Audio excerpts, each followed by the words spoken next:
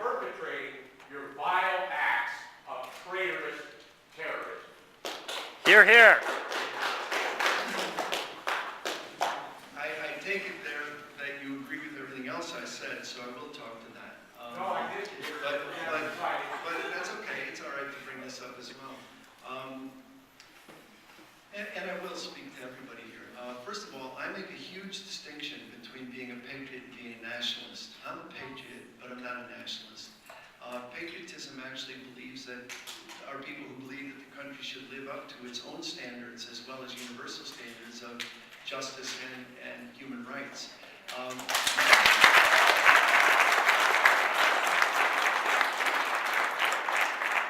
Nationalists, on the other hand, believe that their country is right no matter what it does, and that just couldn't be further from the truth. So I don't stand in opposition to patriotism. I stand in opposition to nationalism here and in every other country I can think of. In terms of the Weather Underground, which is what you're referring to, it was not a terrorist organization. We did. Sure, what are you blowing up bombs? I'm happy to explain it to you. We did indeed, as an organization, we did indeed cross lines of propriety and legality, and we did break the law, and we also paid for the laws that we broke. We never killed anyone, we never hurt anyone, we never targeted anyone. On the other hand, and here's the dilemma, and this is a real dilemma, but as I said earlier, I'm not a tactician, I'm certainly not urging anything, but in 1965, when I was first arrested opposing the war in Vietnam, I was arrested in the draft board, destroying draft files, an act of vandalism. And in that moment, just a little bit poke a hole in the myth of the 60s, and the 60s are highly mythologized. At that moment, at the University of Michigan, 39 of us were arrested. We were surrounded by thousands of students who opposed what we were doing. So the idea that it was popular is a myth. In fact, at that moment in 1965, 70% of Americans, I'll get to you, 70% of Americans, I'll get to you, I promise. You're not answering this question. I'll positively get to you. 70% of Americans supported the war in Vietnam. Something like 12% or 15% opposed it. And we demonstrated, and over the next 3 years, many, many things happened to change the texture of the country. And interestingly, you might recognize this, even those of you who are young. 3 years into the war, the tables had turned. And 3 years into the war, a majority of people opposed the war. So by 1968, maybe 55, 60% of people were opposed to the war, including, and importantly, veterans. In fact, there were 3 things that turned the country against the war. First thing was typical, similar, a couple of these things are similar to today. One thing that turned the country against the war was anti-war organizing. And that meant more than demonstrating and getting arrested. It meant going door to door. In fact, the hardest thing I did in those 3 years was go into neighborhoods in Detroit and Cleveland and knock on doors of strangers and ask them to support the effort to end the war, the peace effort. It was very hard. It was arduous work. I did it day in and day out for years. That made a difference. Not the decisive difference, it certainly changed me. It was important for me. Second thing that changed the country around the war was the Black Freedom Movement coming out, not unanimously, but importantly against the war. The Student Nonviolent Coordinating Committee in 1966 issued, they were the ones who led the freedom rides on the buses and the sit-ins at the lunch counters.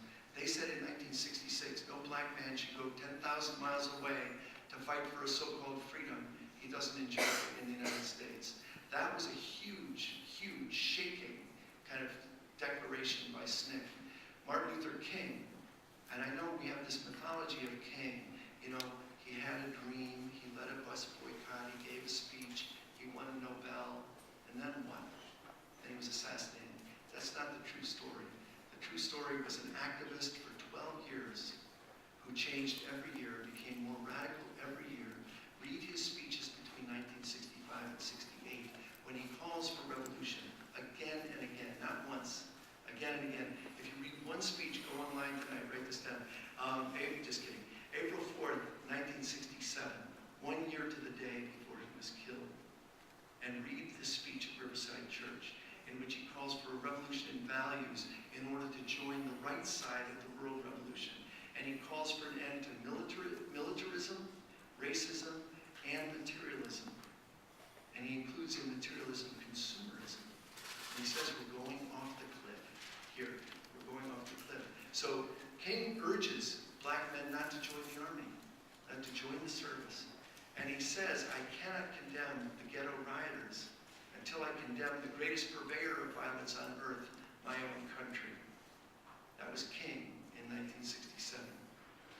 The third thing that happened in those 3 years was vets came home and told the truth. And they told the truth consistently and noisily. And the one that got the most attention and failed to live up to it 4 years ago was John Kerry. His proudest moment as a 23 or 24-year-old coming back from Vietnam was to go first throw his medals at the White House and then go to the Congress and tell the old men who sent the young men to fight, to tell them that we committed war crimes every day in Vietnam. That's John Kerry in 1968, 67, 68, 68. John Kerry said, we commit war crimes in Vietnam every day, not as a matter of choice, but as a matter of policy. And that was true. And the country turned against the war. The country hated the war. Just like the vets coming home from Iraq are telling the truth, large numbers of them. And when they do, nobody likes it. And what's the debate? What's the debate in this country? Can we see the coffins? How pathetic. How absolutely pathetic. We have a press that has not been able to be on an American battlefield since 1975, and that's a free press. You can get more on the internet about Gaza or about Iraq or about Afghanistan than you can on the networks any day, or on cable any day. So it's insane, right? Today as well as then. The country turned against the war. And in March 31st, 1968, Lyndon Johnson stood up and said, as president, he said, I will not run for re-election. I will work to end the war. And those of us who had committed ourselves to ending that war said hallelujah. And we had a huge spontaneous outpouring in Ann Arbor, where I lived, and in other places. And we rallied, and we ended up on the steps of the president of the University of Michigan's home. His name is Robin Fleming. We were good friends then, and we're still friends. Robin Fleming had been the dean of law school. I was the president of SDS. He was the president of the university. So we each had a bullhorn. And I was saying something articulated to my bullhorn. In fact, you were asking me about this question of memory as a motherfucker, remember? Which is how I begin my memoir, because memory is deceptive, is the point. And Robin Fleming, in his memoir, said that Bill Ayers and I often disagreed, but he was always determined and articulate.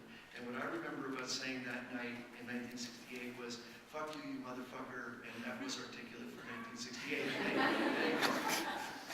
In any case, Robin Fleming said into his bullhorn that night, congratulations, you won a great victory.